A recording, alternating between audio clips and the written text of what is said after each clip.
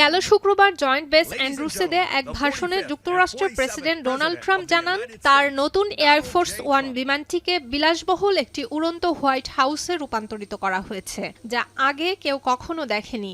এর আগে মার্কিন প্রেসিডেন্টকে সাম্প্রতিক ইউরোপ সফর থেকে ফিরিয়ে আনা বোয়িং ৭৪৭ জেটটিকে অবসরে দিয়ে একটি জাদুঘরে পাঠানো হয়েছে। তবে উপহারের খবর থেকে আজ পর্যন্ত প্রেসিডেন্ট ট্রাম্পকে বহনকারী নতুন এই বিমানটি নিয়ে বিতর্কের শেষ নেই। প্রায় $৪০ কোটি মূল্যের ৭৪৭-৮I জেট বিমানটি মার্কিন সরকারকে উপহার দিয়েছে কাতারের রাজপরিবার। বিমানটির মূল্য ফেডারেল উপহারের সীমা বহুগুণে ছাড়িয়ে যাওয়ায় শুরু থেকেই এ নিয়ে সৃষ্টি হয় বিতর্ক। সমালোচকদের যুক্তি, এত উচ্চ মূল্যের এই উপহার গ্রহণ অসাংবিধানিক, সেটি যুক্তরাষ্ট্রের স্বার্থের সঙ্গেও সাংঘর্ষিক হতে পারে।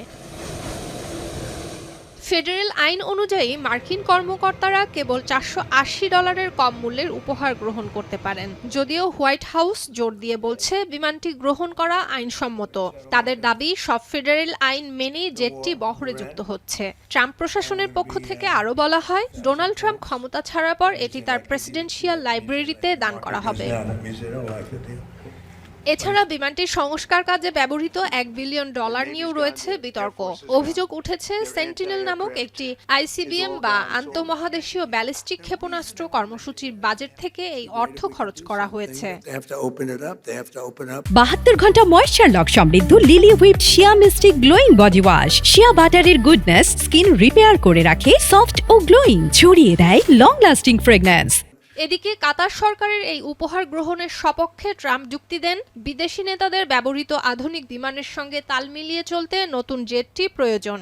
দেশগুলো যুক্তরাষ্ট্রকে অনেক সম্মান করে, অথচ তাদের কাছে আরও উন্নত বিমান রয়েছে, যা যুক্তরাষ্ট্রের কাছে নেই। সেটি কিছুটা হাস্যকর।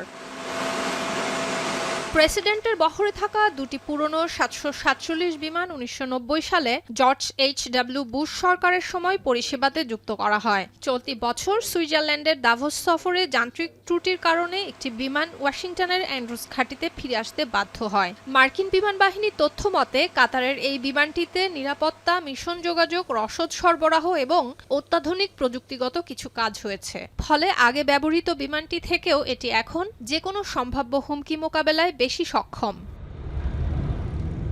সুলতানা দিনা, এখন বিশ্ব।